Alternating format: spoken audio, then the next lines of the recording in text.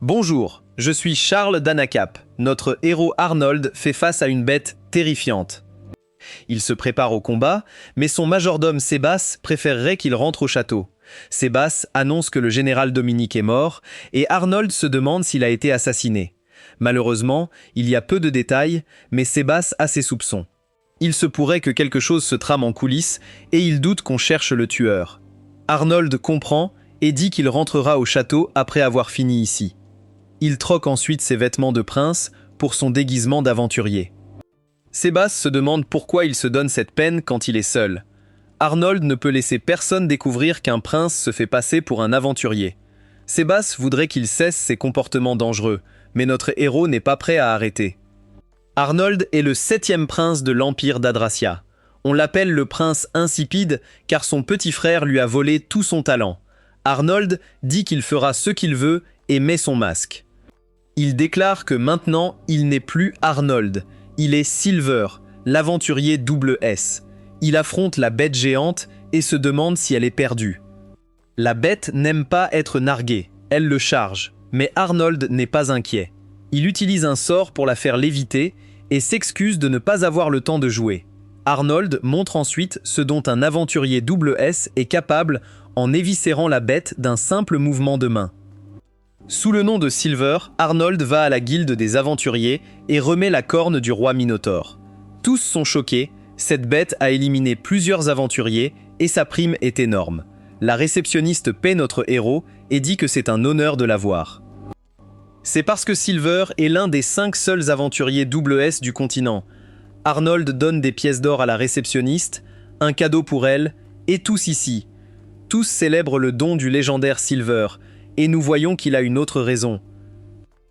Il demande à la réceptionniste de lui donner la priorité pour les requêtes difficiles. Impressionnée, elle accepte. Dehors, Arnold retire son déguisement d'aventurier et dit qu'il est temps d'être le prince insipide. Il ouvre un portail et rentre. Arnold retourne au château et rencontre son jumeau Léonard. Léonard est contrarié car le général Dominique est mort après l'avoir soutenu. Arnold se demande qui a commandité l'assassinat, mais Léonard ne sait pas. Arnold souligne que la lutte pour le trône devient une guerre familiale mortelle. Léonard ne veut pas combattre ses frères, mais Arnold lui dit que s'il ne se bat pas pour le trône, ce sera sa mort. Si Léonard refuse la guerre du trône, lui, Arnold et leur mère pourraient mourir. Léonard s'excuse, mais Arnold lui dit d'affirmer sa position. Léonard accepte de se battre pour le trône impérial, et Arnold est ravi.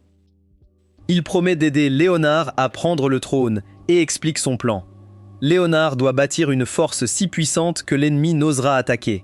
Arnold leur trouvera de vrais alliés, mais il dit à son frère de ne pas trop espérer. Les nobles et ministres puissants soutiennent déjà les 3 premiers princes.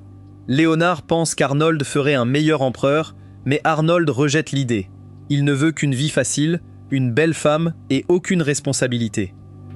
Pour obtenir cet avenir pour lui-même, il a besoin que Léonard devienne empereur à sa place. Après la réunion, Sébas se demande pourquoi Arnold ne révèle pas simplement qu'il est l'aventurier de la classe double. Cela semble utile, mais Arnold explique pourquoi ce serait une terrible erreur. Il rappelle à Sébas que son arrière-grand-père est devenu fou alors qu'il était obsédé par la magie ancienne. À cause de cela, la magie ancienne est devenue complètement taboue au sein de la famille impériale. Le plus gros problème est que Silver utilise exactement cette magie ancienne interdite. Si les gens découvraient que le frère de Léonard utilisait la magie taboue, cela pourrait lui nuire politiquement. Sébas rétorque en soulignant que Silver est considéré comme l'aventurier le plus puissant de toute l'histoire de l'Empire. Selon lui, cela s'avérerait avantageux pour Léonard. Arnold ne peut pas le nier, mais il dit que révéler son alter ego ne serait qu'un dernier recours. Pour l'instant, c'est mieux si tout le monde croit qu'il est inutile. Arnold a demandé à Sébas quelle famille ducale restait neutre dans la lutte pour le trône. Sébas dit qu'il n'y en a qu'un, et c'est la maison Kleinert. Cela attire l'attention de notre héros, car c'est un nom assez important. Arnold ne pouvait que se demander pourquoi il reste silencieux dans une période comme celle-ci. Sébas explique que leur territoire est envahi par des monstres gênants et qu'ils n'ont pas encore de solution. Jazz alors, Arnold a une idée. Il se demande ce qui se passerait s'il disait que Léonard avait demandé à Silver d'éliminer ces monstres. Il soupçonne que les Kleinhardt seraient reconnaissants et qu'ils seraient redevables à Leonard. Sebas prévient que l'utilisation de Silver pourrait amener tout le monde à se demander comment Leonard est capable de donner des ordres à un aventurier de classe double qui pourrait révéler un lien caché entre Arnold et Silver au pire moment. Arnold accepte le risque car l'implication de Silver pourrait aussi faire hésiter l'ennemi. La véritable identité de Silver ne sera pas non plus un problème car Arnold dit qu'il devra simplement faire attention. Arnold déclare qu'il est temps de faire un travail furtif en faveur de son frère et il se transforme en Silver. Avant de partir, Sebas le met en garde contre la fille du duc Kleiner, Finney. Elle est appelée la Fleur Bleue et est connue pour sa beauté inégalée. Sebas dit à notre héros de ne pas se laisser gêner par son charme. Arnold est agacé par ses conférences constantes, mais Sebas dit que lui faire la leçon est son devoir. Notre héros enfile alors son masque et utilise un portail pour sortir. Il arrive au manoir Clanhart et se présente tout en demandant à rencontrer le duc. Malheureusement, le gardien lui dit de ne pas le faire rire car il est impossible qu'il soit le véritable argent. Il est sûr qu'il aurait eu des nouvelles de la guilde si l'argent légendaire était arrivé. Il dit à notre héros d'arrêter les farces et de rentrer chez lui. Arnold essaye de lui montrer sa carte d'aventure, mais l'homme refuse de la vérifier. Arnold dit même que le prince Léonard l'a envoyé parce que le duc l'avait insulté, mais le portier lui dit quand même de se perdre. Jazza et Arnold remarquent une fille qui le regarde à travers une fenêtre. Il part et réfléchit à la façon dont cette fille doit être finie. Elle est vraiment belle, mais Arnold dit qu'il n'a pas le temps de se laisser distraire. Il retourne voir Sebas et dit qu'il se dirige immédiatement vers le domaine de Kleinot. Sebas souligne qu'il était juste là, mais Arnold dit que c'était de l'argent. Cette fois-ci, le prince Arnold ira faire le sac du duc pour rejoindre Léonard. 5 jours plus tard, Arnold arrive devant le duc Kleinot et lui demande une compensation. Le duc n'a aucune idée de ce que veut dire Arnold, alors Arnold commence à faire pression. Il explique avec colère que Léonard lui a offert une faveur, mais Kleinhardt lui a simplement craché au visage. Kleinhardt est encore plus confus maintenant, alors Sebas souligne qu'il ne semble vraiment pas savoir. Arnold explique que Léonard a envoyé Silver, l'aventurier de classe double, pour les aider en cas de besoin. Léonard, malgré la lutte pour le trône, a tendu la main à Kleinhardt. Le duc est stupéfait. Il ne peut croire que Léonard ait envoyé Silver. Arnold explique que Léonard, informé de leur monstre, a demandé à Silver de les aider. Au lieu d'accepter son offre, Silver a été renvoyé. Kleinhardt a du mal à le croire. Alors Arnold lui demande avec colère s'il l'accuse de mentir. Sebas le calme. Kleinhardt semble vraiment ignorer tout cela. Il suggère de lui donner le temps d'enquêter. Arnold accepte. Sebas, une fois seul, qualifie tout cela de farce. Arnold souligne que quelqu'un de la maison a rejeté Silver, ce qui n'a fait qu'aggraver la situation. Il dit que tous ne peuvent avoir bonne réputation, car certains doivent se salir les mains. Sebas souligne qu'Arnold en souffrira, mais il s'en fiche. C'est la réputation de Léonard qui doit être améliorée, pas la sienne. Le duc revient et révèle que son fils a bien rejeté Silver à la porte. Son fils se défend, soulignant l'incroyable apparition d'un aventurier double S. Il ajoute que Kleinhardt lui avait dit de renvoyer quiconque venait voir Finney. Kleinhardt le fait taire. Il n'a pas dit de renvoyer un aventurier double S. Arnold interrompt leur dispute. L'échec des enfants incombe aux parents. Silver ne travaillera plus avec Léonard. Comment Kleinhardt compte-t-il se racheter? Kleinhardt sait la gravité. Il offre sa vie, mais Arnold n'en a pas besoin. Il ne veut pas non plus la vie inutile de son fils. Kleinhardt demande ce qu'il veut. Arnold déclare vouloir quelque chose de précieux pour la maison Kleinhardt et le prince Léonard. Avant qu'il ne puisse dire ce que c'est, Finney entre. À la surprise générale, elle s'offre en compensation. Kleinhardt essaye de l'arrêter, mais elle dit avoir vu Silver ce jour-là, donc elle est aussi responsable. Son frère la protège et dit que tout est de sa faute. Sebas intervient, suggérant de gérer l'incident discrètement. Arnold rétorque que sans punition, ils ne pourront affirmer leur autorité. Sebas rappelle à Arnold que Léonard gagne les gens en pardonnant. Arnold accepte et dit au duc d'envoyer quelqu'un trouver Silver. S'il le trouve, Arnold parlera lui-même à Silver. Peu après, nous voyons, surprise, Silver, Finney et Arnold Tous dans la même pièce. Silver avait prédit que quelqu'un viendrait le chercher, mais pas le prince insipide. Finney se présente et s'excuse pour l'insolence de sa famille. Silver dit que ce n'est pas nécessaire, sa famille est gentille et prend soin de ses sujets. Mais il n'est pas rare qu'un aventurier se retrouve dans un lieu infesté de monstres.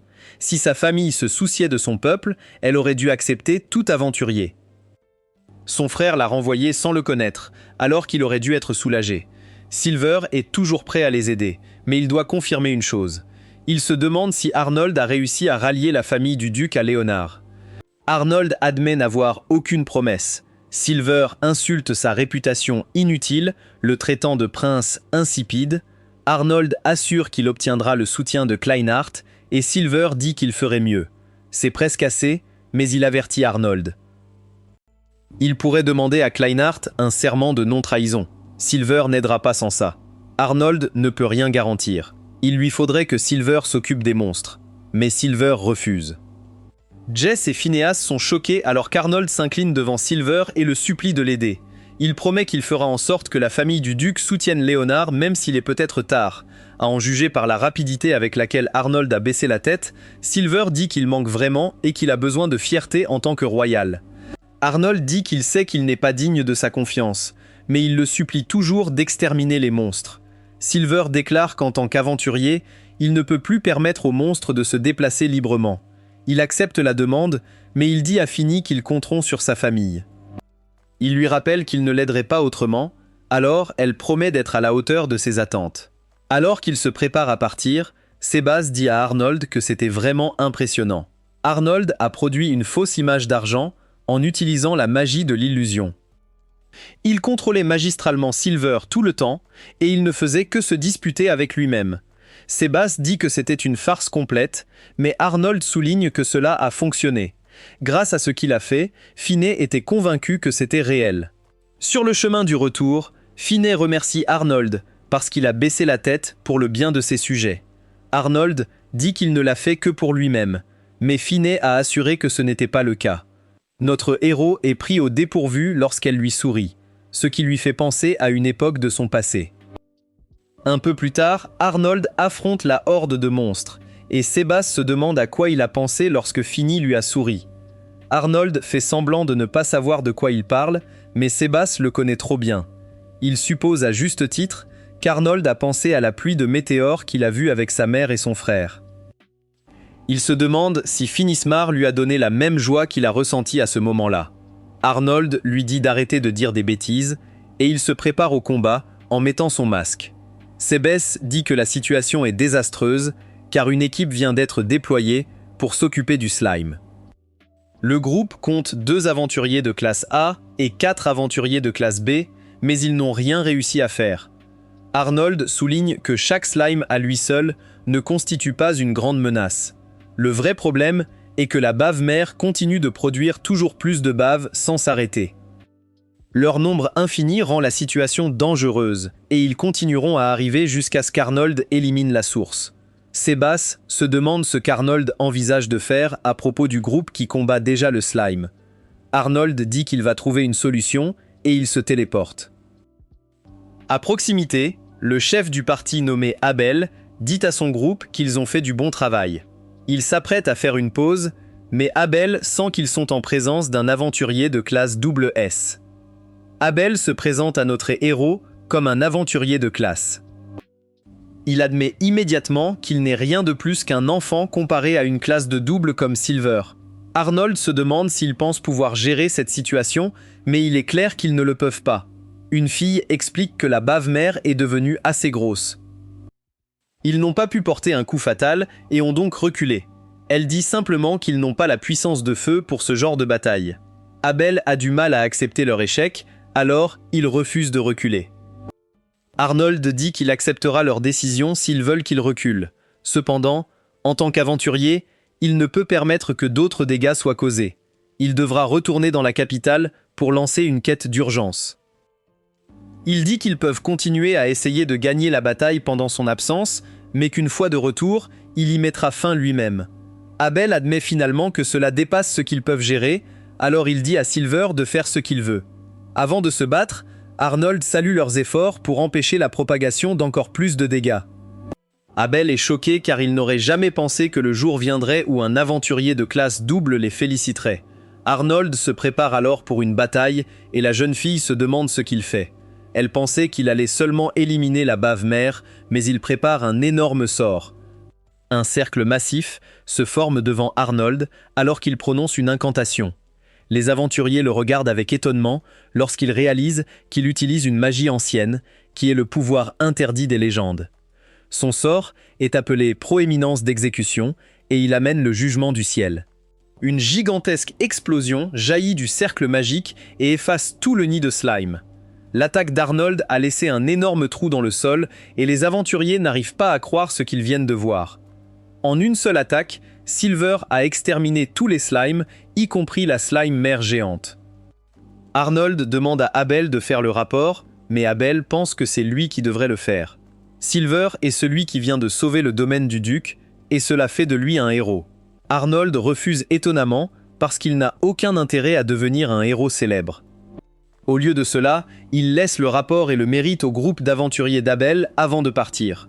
Silver retourne dans sa chambre et enlève son masque en disant que c'est fini.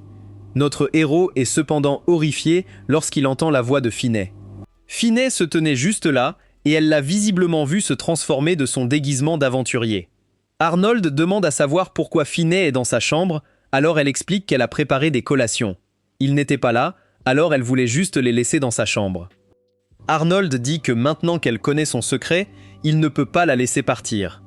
Finney promet de ne dire à personne qu'il est argent, mais il souligne qu'elle le dit assez fort en ce moment. Heureusement, Arnold révèle qu'il a installé une barrière anti-bruit afin que personne à l'extérieur ne puisse les entendre parler. Finney est reconnaissant, mais il se demande pourquoi elle n'a pas peur. Elle ne comprend pas pourquoi elle le ferait, alors il souligne qu'il voudrait peut-être la faire taire par la force. Finney est sûr qu'il ne ferait jamais cela, et s'il le faisait, ce ne serait que par nécessité, alors elle l'accepterait simplement. Arnold est surpris car il ne se souvient pas avoir gagné sa confiance à ce point. Finney se rend compte que le retour d'Arnold signifie déjà qu'il a dû exterminer tous les monstres. Elle déclare qu'Arnold est un héros car il a personnellement sauvé tout le domaine de sa famille. C'est à ce moment-là que Finney réalise quelque chose après avoir découvert qu'Arnold est Silver. Tout ce qu'il a fait auparavant pendant les négociations n'était qu'un spectacle élaboré. Sa conversation avec Silver était complètement fausse, et même son surnom de prince insipide est entièrement de sa faute. Elle détermine qu'Arnold fait tout cela pour son frère Léonard. C'est une chose très altruiste à faire, c'est pourquoi elle lui fait confiance. Finney dit qu'un homme qui fait tant pour les autres doit être une personne vraiment gentille. Arnold révèle que Sebass est la seule autre personne à connaître son secret et qu'il n'a jamais dit un mot à personne. Arnold prévient Finney qu'il ne tolérerait jamais que son secret soit divulgué, alors elle promet de ne jamais le dire à personne. Arnold se détend un peu et dit qu'il est déprimé. Il a gardé ce secret pendant si longtemps pour ensuite être exposé ainsi. Finney dit que tout ira bien, mais il souligne que tout est de sa faute. Finney panique et va lui chercher du thé pour ses collations. Plus tard, Abel donne son rapport au duc Kleinhardt sur les monstres finalement exterminés. Le duc offre au groupe un signe de gratitude en plus de la prime qu'ils ont déjà gagnée. Abel et Lynfia ont refusé l'argent supplémentaire parce que la récompense promise est plus que suffisante. En plus de cela, ce n'est pas eux qui ont résolu le problème. Ils ont la fierté d'être des aventuriers de longue date, ils ne peuvent donc pas s'attribuer de faux crédits. Abel promet de faire le prochain travail de ses propres mains, et ils partent. Le duc remercie Arnold d'avoir fait avancer les choses, mais notre héros leur dit de remercier Léonard à la place. Léonard est celui qui l'a impliqué, lui et Silver. Kleino est d'accord et déclare donc que sa maison soutiendra désormais le prince Léonard pour le trône. Avec ça, Arnold dit que Léonard s'est établi comme la 4e force, aux côtés de sa sœur et de ses frères. Le duc trouve curieux qu'il ne soit que la 4e force, se demandant s'il manque d'hommes. Arnold aimerait dire qu'ils en ont assez, mais il admet que ce n'est pas du tout le cas. Certains nobles restent en retrait, et ils ont besoin de gens de confiance. Arnold demande s'il a quelqu'un en tête, et le duc répond que oui. Il révèle qu'il souhaite confier sa propre fille, Finney, à Arnold. Il explique que Finney insiste pour rembourser personnellement l'énorme dette de sa famille. Il souligne que Finet est devenu célèbre après que le roi lui a offert l'ornement capillaire de la fille bleue. C'est pourquoi tout l'Empire la connaît comme la célèbre fleur bleue. Clino assure qu'elle lui sera utile, et Arnold est pris au dépourvu. Clino dit que Finet a toujours été une enfant pour lui, mais qu'elle est devenue si mature. Finet dit au revoir à sa famille, et Arnold crie en partant, ne comprenant pas comment tout cela est arrivé. Sur le chemin, Finet dit qu'elle n'a pas beaucoup d'expérience politique, mais qu'elle a hâte de travailler avec Arnold. Elle lui demande ce qui ne va pas, et il répond qu'il est exaspéré. La lutte pour le trône a causé des bains de sang d'innombrables fois dans l'histoire. Arnold dit à Finet que c'est sa chance de sortir de ce dangereux pétrin. Finet refuse, voulant lui être utile. De plus, ce sera plus facile pour Arnold de la surveiller et de s'assurer qu'elle ne révèle pas son secret. 5 jours plus tard, Arnold raconte tout à Leonard. Leonard est stupéfait, ignorant le lien d'Arnold avec le légendaire Silver. Arnold s'excuse, car il demande en quelque sorte son approbation après avoir déjà agi. Leonard dit que c'est bon, il savait déjà ce qu'il faisait. Arnold continue de garder son secret en parlant de Silver. Il dit que Silver a fait exactement ce qu'il avait promis, donc ils peuvent lui faire confiance pour l'instant. Cependant, ils ne savent pas grand-chose de lui et il n'a jamais révélé pourquoi il coopère. Arnold avertit Leonard de ne pas faire entièrement confiance à Silver, ni de devenir trop dépendant. Leonard veut rencontrer Silver un jour, mais Arnold dit que l'aventurier n'a aucune intention de le faire. Leonard souligne que Silver a aidé à rallier le duc à leur cause. Il est sûr que c'est une bonne personne. Notre héros présente ensuite Leonard à Finet. Arnold lui a dit beaucoup de bien de Leonard, alors Leonard aimerait en entendre parler. Ils en discutent autour d'un thé, et Leonard la trouve assez perspicace. Il se demande comment Arnold compte utiliser le soutien de Finet. Arnold détermine que Finet les servira principalement comme négociatrice. De plus, elle leur rendra visite souvent depuis son manoir. Ainsi, les gens remarqueront que la famille Kleiner s'est rangée de leur côté. Arnold demande ensuite si Leonard leur a trouvé des alliés. Malheureusement, il explique que les plus puissants se sont déjà rangés du côté des 3 autres. Finet interroge sur ses 3 rivaux, ne connaissant pas les rouages du palais. Leonard explique que le prince Eric, 28 ans, contrôle une grande partie de la bureaucratie. Eric est célèbre dans tout l'Empire pour son esprit brillant et dangereux. Le prince Gordon, 26 ans, est la force la plus puissante de l'armée. Il est connu pour rejoindre personnellement la bataille au lieu de simplement commander en sécurité.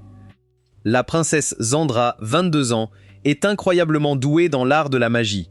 Son talent est reconnu dans le monde entier et elle est très estimée des mages. Ces 3-là étendent leur influence en poursuivant le trône. Arnold explique que ces 3-là sont un fonctionnaire, un militaire et un magicien. Chaque frère ou sœur a sa propre base de soutien, donc les nobles continuent de s'attirer les bonnes grâces d'eux. Arnold révèle que cette maison a commencé il y a 3 ans pour une raison très tragique.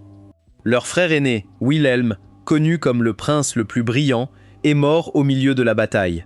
Finet dit que son père pense qu'il n'y aurait pas de lutte pour le trône si Wilhelm était encore en vie. Malheureusement, il est parti maintenant, ils n'ont donc pas beaucoup d'options. Arnold dit à Leonard qu'il doit devenir empereur car c'est la seule façon de survivre. Leonard doute de lui-même, mais Arnold garantit avec confiance qu'il y parviendra. À ce moment-là, une jeune fille nommée Mary apporte de très mauvaises nouvelles concernant 2 autres ducs puissants. Le duc Zéphyr est passé du côté de Zandra et le duc Polman est passé du côté de Gordon pour d'énormes sommes d'argent. Ces 2 ducs sont impliqués dans de grands groupes marchands et Leonard ne peut donc pas rivaliser financièrement. Arnold admet qu'ils sont loin derrière, mais Leonard souligne qu'ils ont quand même remporté le prestigieux Klein Arts. Ils ont aussi avec eux la célèbre Finet, et elle promet de faire de son mieux. 2 jours plus tard, Finet demande à Arnold de lui faire visiter la capitale. Arnold craint qu'elle n'attire trop l'attention, alors Finet propose de se déguiser. Arnold rejette son premier déguisement faible et lui dit de faire plus d'efforts. Finet revient sous un déguisement ridicule suggéré par Seb et Arnold maudit son majordome. Arnold souligne alors qu'ils auraient encore besoin de garde.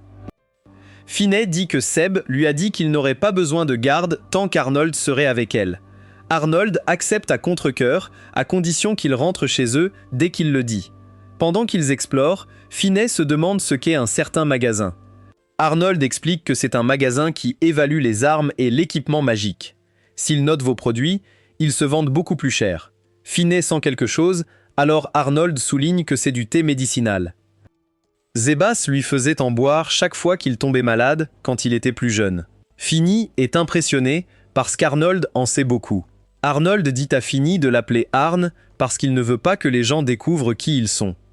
Pendant qu'ils mangent, Arnold montre une grande structure et explique que c'est un terrain d'entraînement pour leurs soldats. Arnold dit alors que la nourriture bon marché qu'elle mange est très fade. Mais Finney adore ça.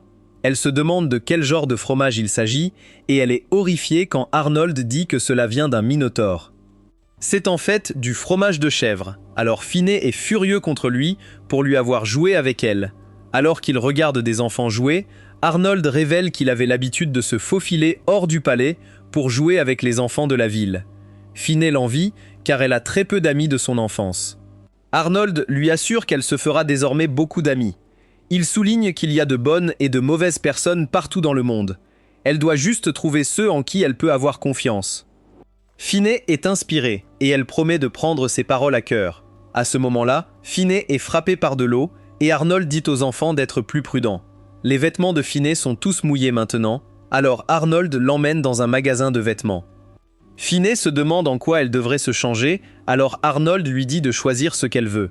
Elle se demande ce qu'il aimerait, alors il choisit une robe. Le propriétaire du magasin souligne qu'il n'a jamais vu Arnold se promener avec une seule fille et il se demande s'il est temps pour lui de s'installer.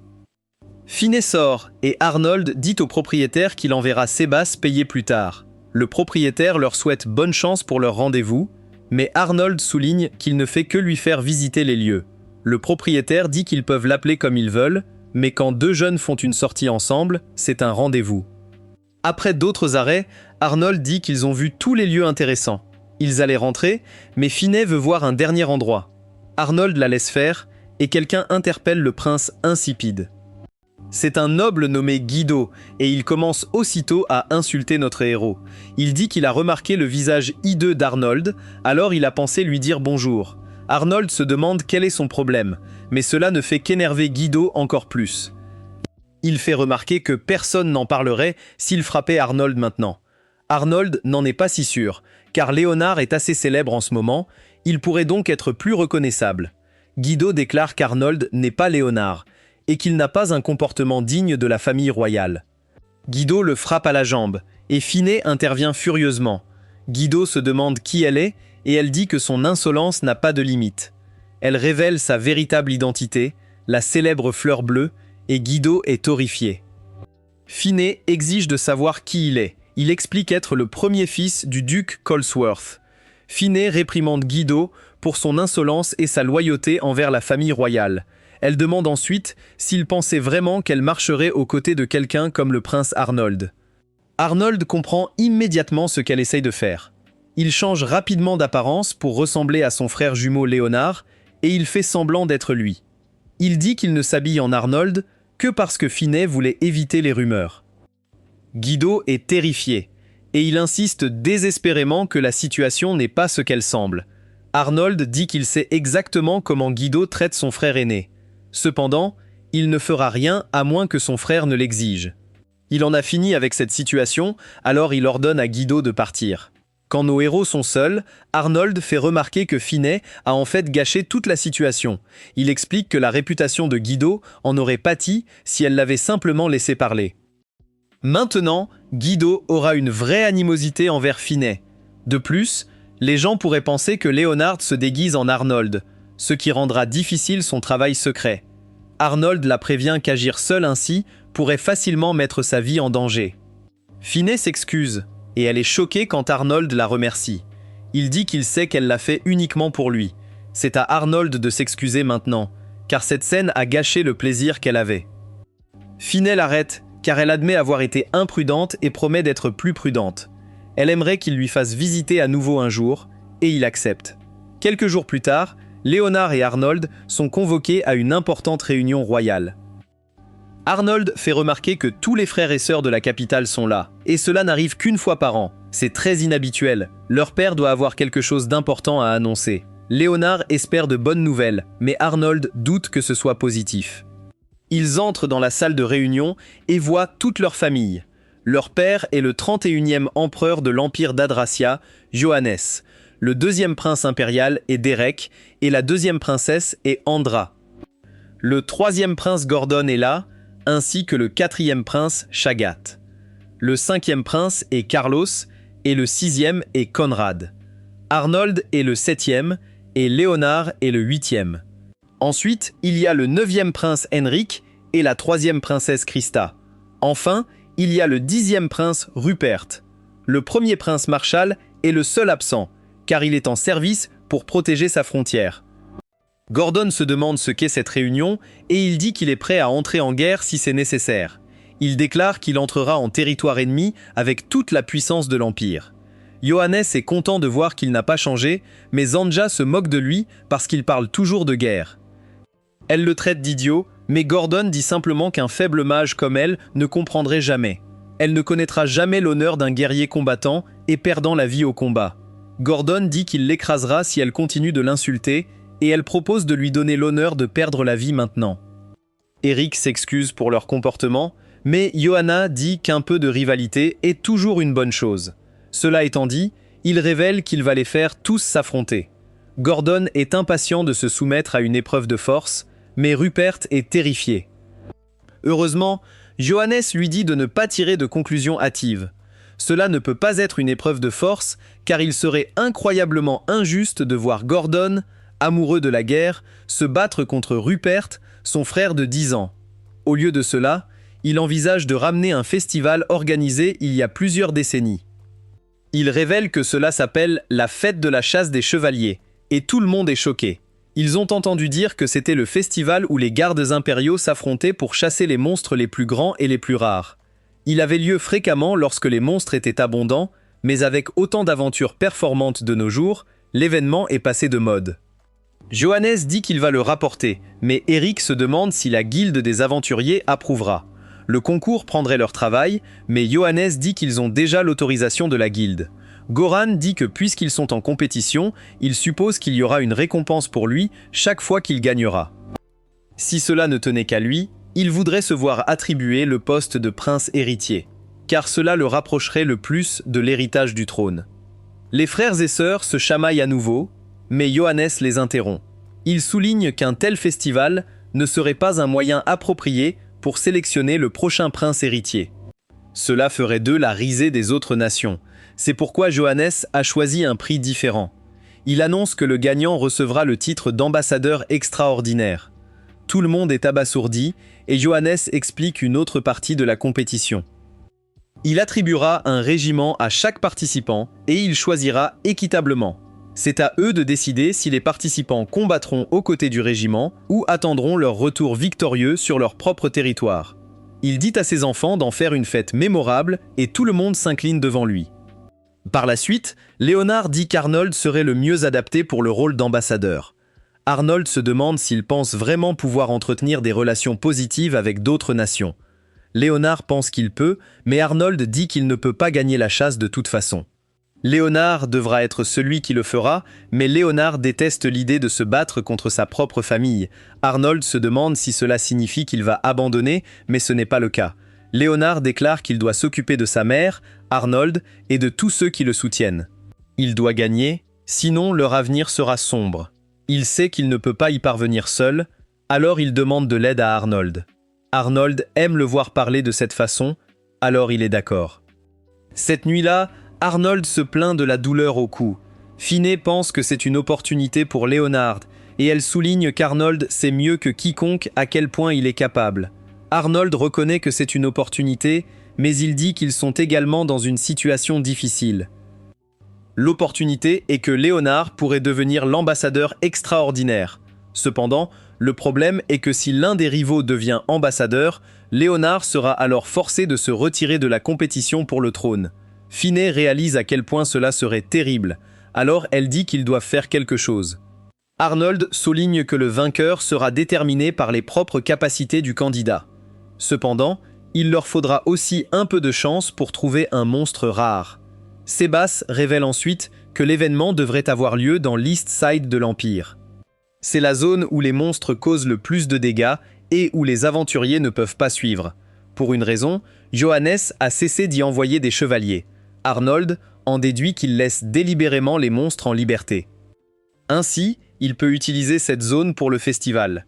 Finné révèle son plan. Elle dit qu'Arnold n'a qu'à prendre la première place et Arnold regrette de l'avoir laissé parler. Sebas lui rappelle qu'Arnold doit faire semblant d'être incapable. Ce serait suspect s'il révélait ses vraies capacités.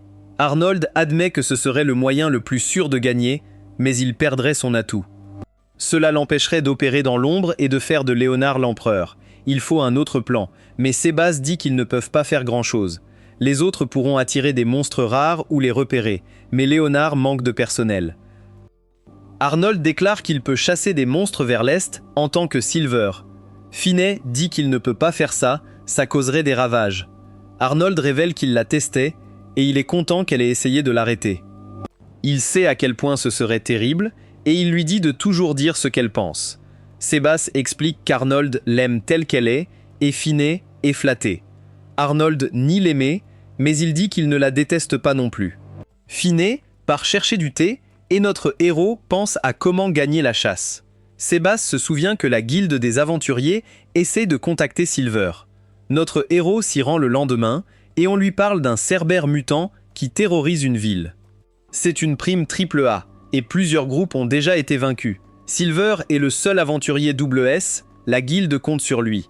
Arnold accepte le travail en tant que Silver, mais il ne peut s'empêcher de penser que le timing est terrible. Quelques instants plus tard, il affronte une bête à 3 têtes. Notre héros esquive sa première attaque et il comprend pourquoi les aventuriers ordinaires ont du mal.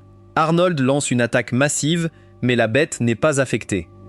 Il admet qu'il n'aurait pas dû s'attendre à éliminer un monstre AAA en un seul coup. Il décide de passer à la vitesse supérieure et utilise un sort plus puissant. C'est bien plus dévastateur et il anéantit la bête. C'est alors qu'une fille arrive et se demande s'il est à l'origine de l'explosion. Arnold se demande ce qu'elle fera, mais il est choqué quand il réalise qui elle est. C'est la commandante du 3e régiment, nommée Elna. Ils ont été informés du Cerbère et sont venus le combattre. Elna se demande s'il l'a déjà chassé. Arnold se demande si Elna est aveugle, car c'est évident qu'il l'a fait. Elna est insultée et se demande s'il est l'aventurier SS, Silver. Elle dit que son succès lui est monté à la tête et qu'elle n'est pas impressionnée.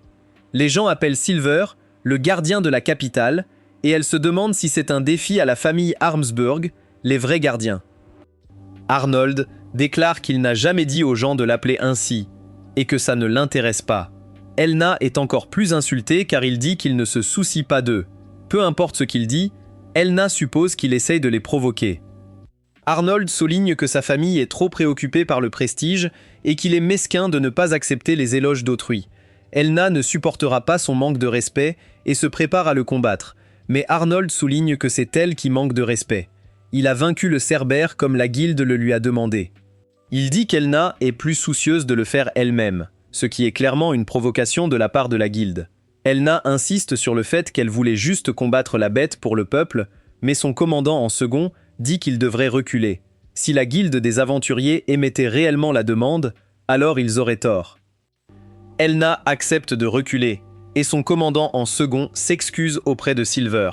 Notre héros leur dit de ne plus recommencer, alors Elna leur donne un dernier message.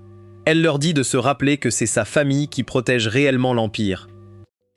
Arnold dit qu'il essaiera de se souvenir, mais il oubliera probablement tout de suite. Elna l'appelle simplement un petit soldat argenté et elle s'en va. Arnold ne peut s'empêcher de rire car il a vraiment apprécié ça. Il a grandi avec Elna et il a finalement eu la chance de la déranger. Il ne l'a jamais battue dans une dispute ou un combat et c'était génial. Il s'arrête un instant en réalisant que cela aurait pu être une mauvaise idée de faire d'elle une ennemie. Quelques jours plus tard, Arnold attend de voir qui Johannes enverra dans leur faction. Sable lui dit de ne pas s'inquiéter car Johannes a toujours été un homme juste. Il lui fait confiance pour garantir que leurs forces seront à égalité. Arnold souhaite juste avoir quelqu'un d'autre qu'Elna. Sebas ne comprend pas pourquoi, car même parmi la famille Armesberg qui descend de héros, Elna est une prodige. Elle entre dans le régiment à 11 ans et devient commandant à 14 ans. Sébastien souligne qu'on ne pouvait demander mieux à quelqu'un.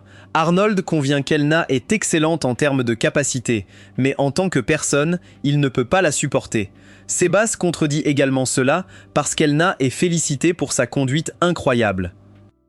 On dit même qu'elle sera la prochaine capitaine de l'ordre. Arnold explique qu'elle est simplement douée pour donner un visage au public. Les gens et les chevaliers ne savent pas à quoi elle ressemble vraiment. Arnold dit avec colère qu'il n'oubliera jamais quand il l'a rencontrée quand il avait 7 ans. Il était victime d'intimidation de la part de certains enfants et, au lieu de l'aider, Elna les traitait simplement de mauviettes. Arnold ne comprend pas pourquoi quelqu'un dirait ça à un enfant qui était déjà déprimé. Pour rendre les choses encore pires, Elna l'a battu et a simplement appelé cela un entraînement. Après cela, Arnold a dû trouver des endroits pour jouer où il ne la rencontrerait pas. Arnold dit qu'elle lui a volé sa confiance, c'est pourquoi elle est méchante. À ce moment-là, Elna arrive et Arnold dit à Sébastien d'appeler les gardes. Il dit que le mal est arrivé et qu'ils doivent se débarrasser d'elle. Malheureusement, Sébastien dit que personne ne viendra l'aider car le chevalier le plus fort est déjà là. Elna remercie Sébastien pour le compliment et elle dit à Arnold qu'elle est à son service. Elle souligne qu'ils ne se sont pas rencontrés depuis des années, mais ils ne semblent pas avoir changé. Arnold se demande si c'est du sarcasme, et elle dit que c'est le cas. Elle souligne qu'Arnold est devenu très populaire et qu'on l'appelle désormais le prince insipide. Arnold se demande simplement ce qu'elle veut parce qu'il ne l'a pas appelée.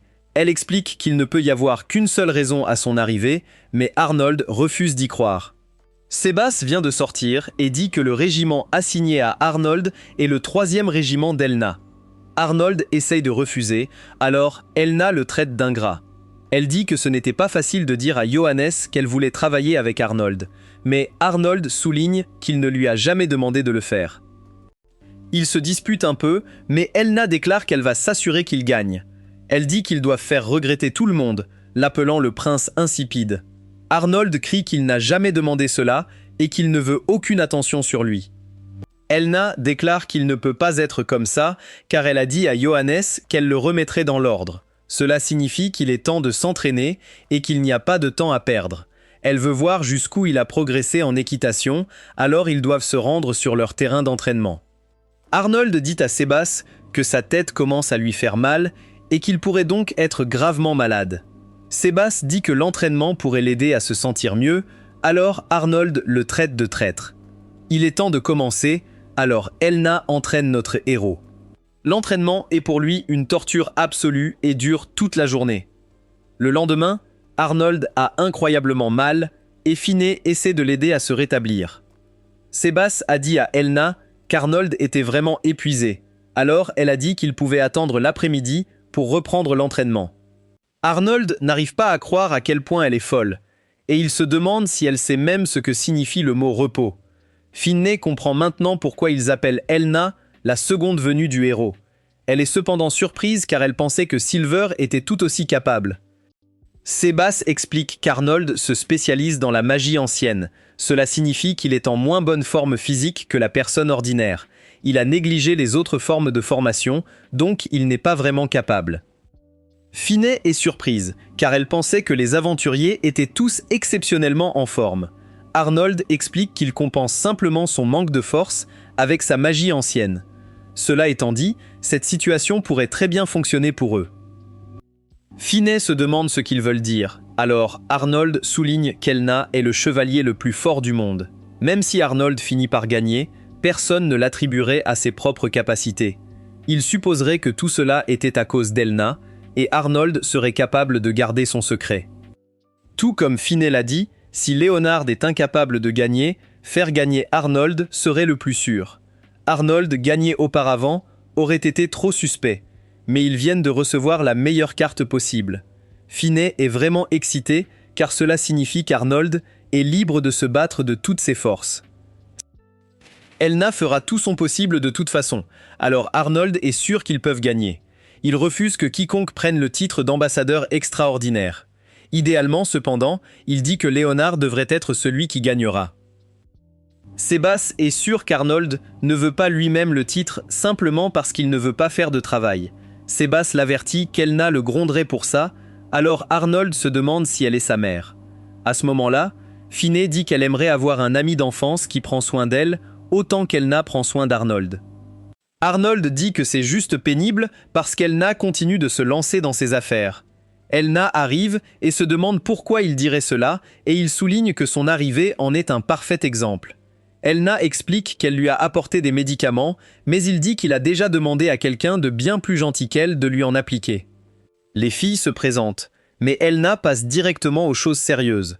Arnold lui rappelle qu'elle a dit que l'entraînement commencerait plus tard, mais elle souligne qu'il semble bien. Elle l'entraîne à nouveau, et ils subissent une autre séance d'entraînement brutale. Cette nuit-là, Arnold souffre beaucoup à cause de l'entraînement, et il dit qu'il préférerait combattre un autre Cerbère. Il utilise ensuite un sort pour ouvrir un passage caché. Il entre dans une pièce mystérieuse et se demande si quelqu'un fait encore des recherches sur la magie ancienne. C'est son grand-père, et Arnold dit qu'il est étonné de ne jamais se lasser de faire des recherches. Le grand-père d'Arnold, Gustaf, souligne que la véritable nature de la magie reste un mystère même après toutes ces années.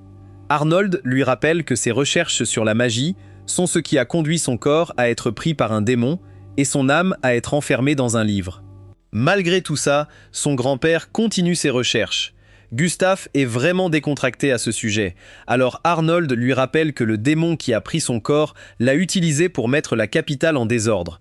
Grâce à cela, les membres de la famille royale n'avaient plus le droit d'utiliser la magie ancienne. À cause de son grand-père, Arnold doit cacher le fait qu'il utilise la magie ancienne. Gustave lui dit de voir le bon côté des choses. C'est parce qu'il a été enfermé qu'Arnold a eu l'opportunité d'apprendre la magie ancienne. C'est aussi pourquoi Arnold a pu recevoir le précieux masque d'argent qui s'avère très utile pour lui. Gustave peut dire qu'Arnold est là pour obtenir des conseils, alors il lui dit de cracher.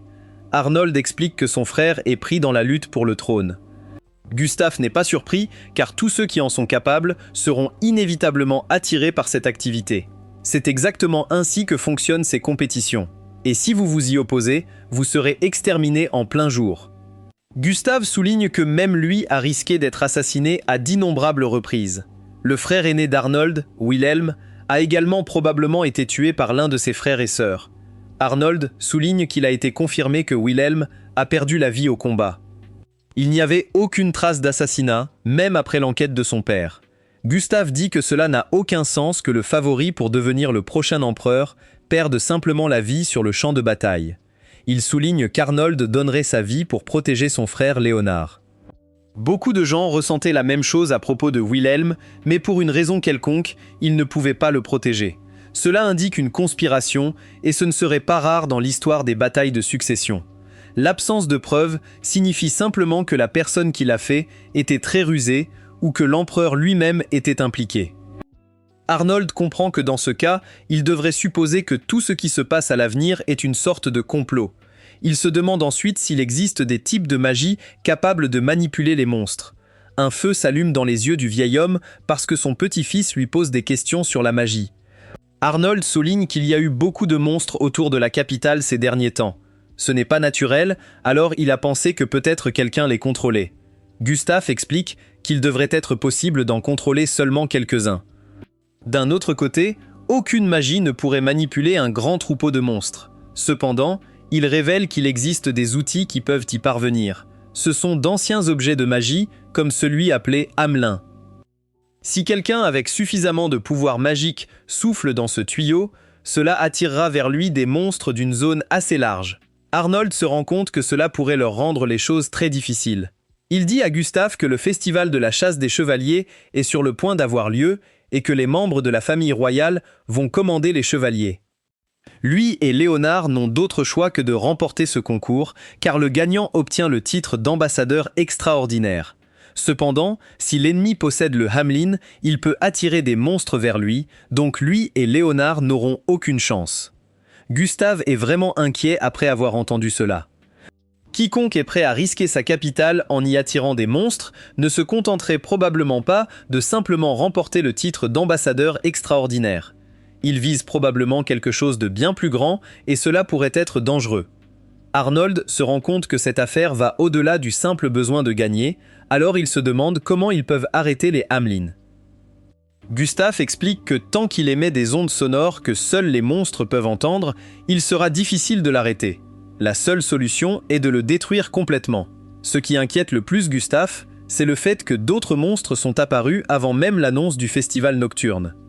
Arnold est choqué, car cela signifie que celui qui possède le Hamelin a prévu d'utiliser des monstres quel que soit le festival. Sur le chemin du retour vers sa chambre, Arnold sent quelqu'un le suivre. C'est un assassin, et Arnold dit qu'il ne s'attendait pas à ce qu'il s'en prenne à lui si vite. L'assassin assure à Arnold qu'il ne se suicidera pas, mais il l'empêchera de participer au festival. Arnold se rend compte qu'il est devenu un concurrent sérieux à cause d'Elna et qu'il est désormais une cible. Arnold s'excuse auprès du gars car il ne reculera pas. Il se retourne et l'assassin, choqué, ne peut plus bouger.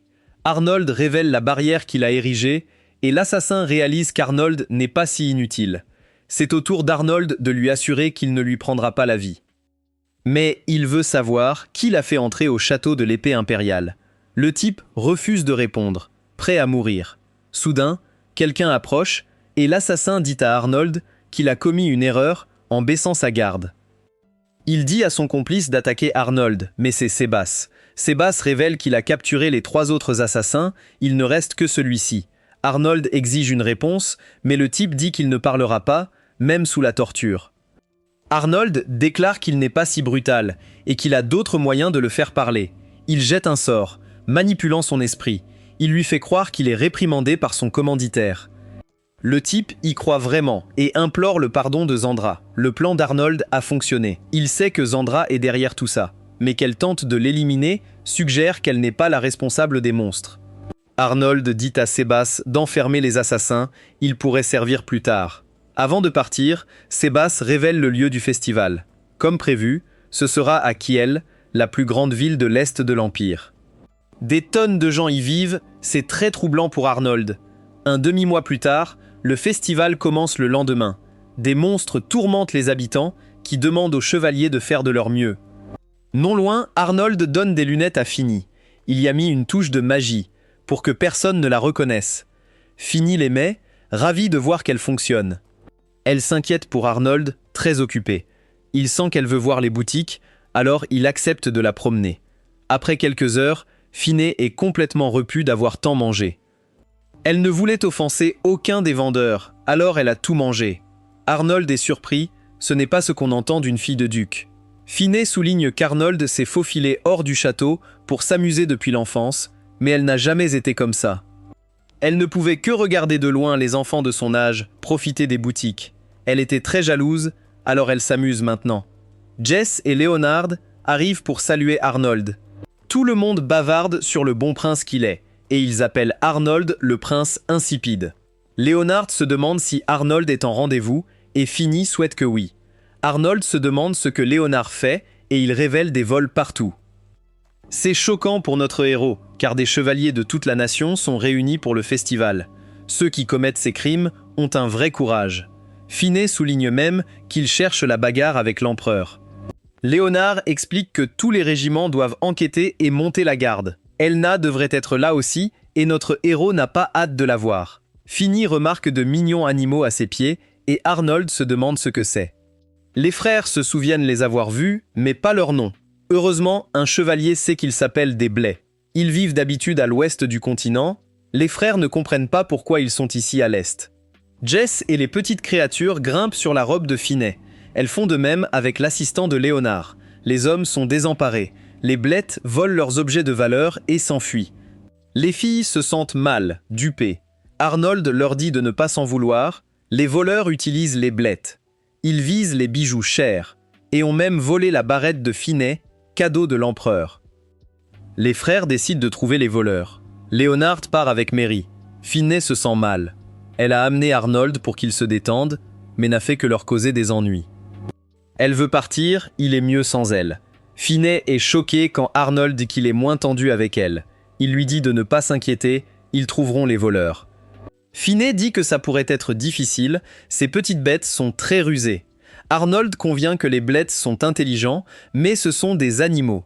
En y pensant ainsi, ils verront des choses. Pendant qu'il cherche, Finny fait remarquer que les blettes sont partis. Arnold ne s'en soucie pas, il cherche ceux qui les ont appelés. Il explique qu'entraîner les blettes à voler certains objets est assez facile. Les entraîner à rapporter des choses sur une bonne distance est un défi. Les voleurs doivent être proches ou utiliser une ruse. Jess et Arnold trouvent un appareil magique appelé la Phonostone. Elle émet constamment des sons stockés. Arnold détermine que les voleurs y ont stocké des voix de blettes femelles. La pierre a émis ces voix et a guidé les blés mâles vers ce lieu. Les blés mâles volent pour offrir aux femelles. Arnold conclut que quelqu'un utilise leur comportement pour voler. Finney est furieuse de voir des animaux exploités, elle jure de faire payer les voleurs. Arnold est d'accord, ils vont les trouver. Ils trouvent de plus en plus de pierres, qui les mènent. Nos héros finissent par tomber et se retrouvent dans un endroit étrange. Ils voient un bled, les voleurs doivent être proches. Ils le suivent, ils les mènent à une maison. Arnold se fait passer pour Léonard et trouve des gardes. Il leur dit de rassembler les chevaliers, il a trouvé la cachette des voleurs. Les gardes, impressionnés par Léonard, partent. Finney regrette qu'Arnold se soit déguisé, mais il dit que les gardes ne l'auraient pas écouté sans ça. Finney n'aime pas ça, le public va encore donner tout le crédit à Léonard. Arnold dit que c'est bien, ça joue en leur faveur quand Léonard est loué. Les voleurs sont capturés et la nouvelle se répand. Comme Finney l'avait prédit, les habitants louent Léonard. Nos héros vont voir les biens volés et trouvent la barrette de Finney. Les gardes ont l'ordre de ne pas toucher les objets volés. Arnold, en Léonard, leur dit que ça ira. Les gardes sont stupéfaits quand Finney enlève ses lunettes et réalise qui elle est. Arnold lui donne la barrette et assure aux gardes de garder le secret. Il souligne également que les chevaliers seraient dans une situation délicate si un cadeau de son père restait volé. Il dit aux gardes qu'ils sont libres d'en parler à Simone, mais que ce seront eux qui auront des ennuis. Les gardes sont d'accord, alors ils décident de n'en parler à personne. Finney ajoute qu'elle aimerait que les bleds soient renvoyés dans la forêt, alors les gardes acceptent de le faire également. Avant de partir, Arnold donne de l'argent aux gardes pour qu'ils puissent prendre un verre après le travail. Ensuite, Finney remercie Arnold de l'avoir aidé à récupérer son postiche, mais il dit que ce n'était pas grave. Jazz M. Finney dit que cela ne la dérange pas si les gens ne connaissent pas le travail d'Arnold. C'est parce qu'elle se souviendra toujours qu'Arnold est formidable et très compétent. Arnold prend vraiment cela à cœur et il dit qu'il l'apprécie. Fanny lui assure qu'un jour, elle écrira un livre sur lui. De cette façon, les générations futures connaîtront les actes furtifs et spectaculaires d'Arnold. Cela va un peu trop loin pour notre héros, alors ils commencent à se disputer. À ce moment-là, ils ont remarqué qu'Elna était à proximité, en train de crier après des gars qui se battaient. Elle essaye de leur faire serrer la main et de s'excuser, mais ils refusent. Ils veulent régler les choses d'une manière différente et ils disent vraiment à Elna de rester en dehors de cela. Elna commence à leur donner la vie, elle doit donc être retenue. Elle veut continuer à leur donner une leçon, mais ils ont déjà fini. Ils s'excusent et elle souligne que les gardes ne seraient pas nécessaires si davantage de personnes s'excusaient. Arnold sort immédiatement de là, mais Finney se demande s'il devrait dire bonjour à Elna. Arnold s'empresse de souligner que de toute façon, il sera coincé avec Elna une fois le festival commencé. En plus de cela, il se dit prêt à continuer à visiter tous les magasins. Il assure qu'Elna a encore faim après toute la marche qu'ils ont faite et elle confirme qu'elle est prête à manger. Bien sûr, à la fin de la nuit, elle est à nouveau rassasiée et elle ne peut plus manger une bouchée. Ailleurs, nous écoutons les méchants pendant qu'ils élaborent leur plan. Ils ont le Hamlin, qui est un ancien outil magique permettant de contrôler les monstres. Ils vont utiliser le Hamlin pour envoyer des monstres attaquer le festival. Leur plan est que l'un des gars protège l'empereur du danger afin que tout le monde pense qu'il est un héros. De retour au festival, Arnold et les autres chefs de régiment reçoivent un bracelet. C'est un outil magique qui servira à les suivre et à prévenir la fraude. Les chefs doivent rester avec le régiment à tout moment et les chevaliers ne peuvent pas partir seuls à la chasse aux monstres. Dès que le chef s'éloigne trop du commandant du régiment, le bracelet se brise et ils sont disqualifiés. Arnold se rend compte que cela signifie qu'il ne peut pas simplement laisser Alna s'occuper de la chasse. Les seuls dirigeants qui en sont exemptés sont Krista et Rupert, qui commanderont à distance. Alors qu'Arnold quitte la réunion, il remarque que Krista s'inquiète de quelque chose. Krista révèle qu'elle a revu l'avenir et a révélé que de nombreux monstres arrivent dans cette ville. Tout le monde est en danger, mais Arnold dit qu'il s'en occupera. Il lui présente Finny pour que Finny puisse la surveiller pendant son absence. Krista veut qu'il reste, mais il lui assure que Finny est digne de confiance. Fini lui donne des collations, alors la fille accepte de rester avec elle. Plus tard, le roi prononce un discours avant le début de la chasse. Il assume la responsabilité des monstres qui attaquent la ville, mais il dit que ses enfants arrangeront les choses. Ils feront corps avec les chevaliers pour affronter les puissants monstres. Il annonce le début de la chasse et tout le monde applaudit. Un peu plus tard, le roi reçoit un rapport sur la façon dont tout se passe. L'unité de Gordon a vaincu 2 scorpions des sables et l'unité de Chris a rencontré des slimes. Chaque unité fait des progrès modestes sauf une. Le roi est choqué d'entendre cela et on lui dit qu'il y a une unité qui a l'avantage écrasant. C'est l'unité d'Arnold et un coup d'œil sur le champ de bataille révèle ce qui se passe. Arnold n'est vraiment pas content parce qu'Elna est en train de détruire tous les monstres. Elle se déchaîne et elle a déjà abattu 30 limiers. Ce sont des monstres triple classe et elle en combat encore plus. Elle se bat toute seule. Alors les chevaliers expliquent qu'elle leur a dit de ne pas s'impliquer. Quand Elna a fini, elle rapporte qu'elle a vaincu 62 limiers. Elle dit à Arnold qu'il y a d'autres monstres à proximité, mais il lui dit qu'ils ont fini pour la journée. Elna pensait qu'il voulait gagner ce festival, mais Arnold lui rappelle qu'il n'a jamais dit ça. De toute façon, ce n'est que le premier jour du festival de 3 jours, alors il veut qu'ils suivent leur rythme. Arnold souligne qu'il est son patron en ce moment, alors elle accepte d'attendre. Cette nuit-là, ils partent se reposer dans une ville voisine. Alna dit qu'elle souhaite qu'Arnold arrête de se moquer de lui-même. Arnold souligne qu'on n'y peut rien, car il n'a aucun talent, il ne s'applique pas et il perd tout ce temps. Comme tout le monde le dit, c'est le prince insipide à qui le frère jumeau a tout pris. Elna n'aime pas du tout entendre cela, alors Arnold se demande si elle essaye de gagner le festival pour laver son nom. Elna dit qu'elle veut juste qu'il prenne les choses au sérieux parce qu'elle croit en lui. Arnold lui dit qu'il est bien dans sa façon de vivre et il lui demande froidement de rester loin de lui une fois le festival terminé. Elna repousse à nouveau, mais elle s'arrête immédiatement quand Arnold révèle qu'il a failli être assassiné. Elna est choquée lorsqu'elle réalise que c'est de sa faute. Sa présence fait d'Arnold un concurrent sérieux et cela fait de lui une menace pour les chances de victoire de ses frères et sœurs. Elna pourrait aussi être en danger, c'est pourquoi il lui dit de rester à l'écart. Elna s'excuse, mais il dit qu'elle ne devrait pas s'inquiéter. Il promet de faire plus d'efforts pendant le festival, ce qui fait sourire Elna. Le 3e jour du festival, Elna est choquée d'apprendre qu'ils sont à la 2e place. Le prince Carlos est désormais premier après avoir grimpé de la dernière place. Cela n'a aucun sens car son équipe n'est pas très forte. Cela fait comprendre à Arnold que Carlos est celui avec Ameline. Carlos est un simplet, alors Arnold détermine que quelqu'un doit profiter de lui.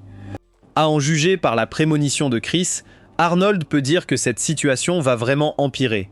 Jazz alors le sol commence à trembler et Elna peut dire qu'une ruée de monstres approche. Arnold sait qu'ils détruiront tout sur leur passage et que les forces de la ville ne pourront pas les arrêter.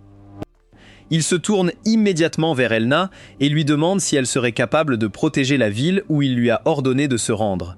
Elna dit qu'elle le ferait parce que c'est le devoir du chevalier de protéger les gens. Il prévient qu'il pourrait s'agir d'une mission suicide, mais Elna n'a pas peur. Tous les chevaliers sont d'accord et ils sont choqués quand Arnold dit à Elna qu'elle doit survivre. Il ne laissera aucun d'entre eux partir, à moins qu'ils ne promettent de rester en vie. Tout le monde est alors choqué, alors qu'Elna se met à genoux et que tous les chevaliers la rejoignent. Ils jurent de survivre quoi qu'il arrive, alors Arnold accepte de les laisser se battre. Elna est prête à ce qu'ils partent tous ensemble, mais Arnold révèle qu'ils partiront sans lui. Il choque alors tout le monde en détruisant son bracelet. Arnold prétend que c'était un accident, mais il vient de se disqualifier. Il dit qu'il va faire une sieste dans une ville voisine, mais Elna se demande pourquoi il a fait ça. Arnold dit simplement qu'il l'a fait parce qu'il le voulait, et il veut qu'Elna dise à tout le monde que c'était un accident. Il donne un dernier ordre à ses chevaliers, sauver la vie des habitants de la ville. Il dit qu'ils sont les seuls à pouvoir accomplir cette mission. Alors Elna jure de réaliser son souhait. Ils partent tous pour la bataille. Alors Arnold dit qu'il est temps de se consacrer à ses activités furtives. Il se transforme en argent et se téléporte. Pendant ce temps, on voit que le roi tente de défendre la ville. Ses chevaliers craignent pour sa vie, mais le roi refuse de laisser les peuples de l'Est souffrir davantage. Il dit à ses soldats de défendre Kiel au péril de leur vie, alors la bataille fait rage. C'est alors qu'on lui annonce qu'une deuxième vague de monstres approche. Ils sont plus de 3000, mais le roi a assuré qu'il pouvait encore gagner. À ce moment-là, deux frères apparaissent et se moquent du roi. Leurs noms sont Sam et Dean, alors le roi dit qu'il en a entendu parler par ses prédécesseurs. Ces deux types ont été bannis par leurs frères vampires pour leurs crimes odieux. Maintenant, ils ont des primes de rang S placées sur leur tête par la guilde des aventuriers. Ils ont expliqué qu'ils voulaient se venger du précédent empereur, mais celui-ci est déjà décédé. Ils soulignent que les humains sont des créatures brutales et enclines à la mort, ils ont donc renoncé à se venger des individus. Au lieu de cela, ils se vengeront simplement de l'Empire tout entier. Ils disent au roi qu'ils mettront fin à ses jours, mais le roi souligne que l'Empire ne mourra pas avec lui. Il leur dit d'attaquer s'ils n'ont pas peur, car il sait que les élites de son empire veilleront à ce qu'ils n'atteignent pas leur objectif. Dean accepte le défi alors qu'il prépare une attaque.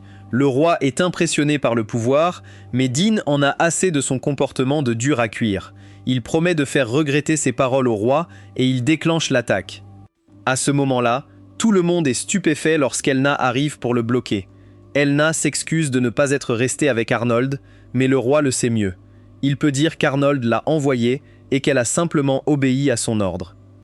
Le roi est fier de son fils et il a hâte de voir ce qu'Elna peut faire au combat. Elna promet de ne pas le laisser tomber et dit qu'elle lui montrera l'épée d'Amsberg. Sam n'est pas impressionné, mais Dean lui dit de ne pas baisser sa garde. Il prévient que les Amsberg ne sont pas des humains ordinaires, car ce sont des héros. Ces deux gars savent qu'Elna est le chevalier d'Arnold, alors ils commencent à se moquer de lui. On l'appelle le prince insipide, mais cela ne fait qu'exaspérer Elna. Ils viennent de prononcer le mot qu'elle déteste le plus, alors elle promet de mettre fin à leur jour. Ils s'affrontent immédiatement, et Sam est surprise par sa force. Dean explique qu'elle est le prodige de la famille Amsberg et qu'il y a une raison pour laquelle il la qualifie de héros moderne. Dean se joint à un combat, alors ils essaient tous les deux de la battre. Ils échangent des coups, mais le roi remarque un autre groupe qui approche. C'est Carlos, et il jure de protéger son père. Il dit aux vampires de courir pour sauver leur vie, mais ils le font tomber de cheval. Carlos s'évanouit et Sam le traite d'imbécile. Dean rappelle à son frère de rester concentré car Elna les charge. Pendant ce temps, Silver va rencontrer Léonard. Léonard veut aider son père et les habitants de Kiel, mais Silver dit que cela ne suffira pas. Il pense qu'ils auront besoin des chevaliers des domaines voisins pour les aider. C'est très choquant, car le chevalier souligne que Léonard demanderait cela, outrepasserait son autorité, même en tant que prince. Pour aggraver encore les choses, il faudrait des jours pour mobiliser les autres chevaliers. Arnold convient qu'il serait irréaliste de rassembler les chevaliers en peu de temps. Cependant, il explique qu'il se spécialise dans la réalisation de l'irréaliste. La seule question est de savoir si Léonard est prêt à outrepasser son autorité. Léonard déclare étonnamment qu'il fera tout ce qu'il faut pour protéger la population.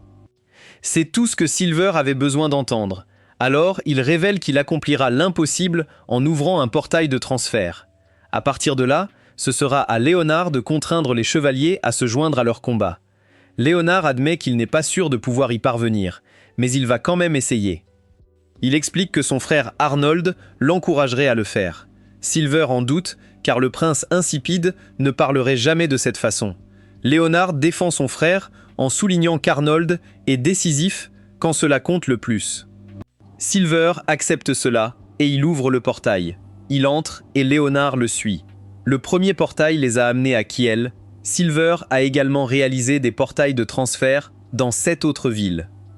Il utilise ensuite un sort différent pour faire en sorte que la voix de Léonard soit entendue dans chaque ville. Léonard commence son discours en expliquant que des monstres violents sont en liberté et que la mort est en danger. Il dit qu'il a besoin de l'aide du chevalier et qu'ils n'ont pas besoin d'attendre l'approbation de leur seigneur. Il promet d'assumer toutes les responsabilités et leur rappelle leur serment de protéger le peuple. Étonnamment, cela fonctionne lorsqu'un chevalier nommé Hans émerge du portail. Hans admire Léonard et il a toujours voulu se battre pour lui. Il explique qu'il n'est pas le seul à ressentir cela et qu'une immense armée de chevaliers émerge des portails. Ils disposent désormais d'une armée de 3000 hommes et le moral est bon car ils se sont joints à eux de leur propre gré. Léonard remercie Silver pour son aide, mais Silver souligne qu'il est encore trop tôt. Ils doivent encore sauver Kiel, alors Silver se téléporte vers un autre endroit. La vraie bataille commence maintenant. Alors Léonard dit à tout le monde de se préparer. Merci d'avoir regardé mon récapitulatif. Assurez-vous d'aimer la vidéo.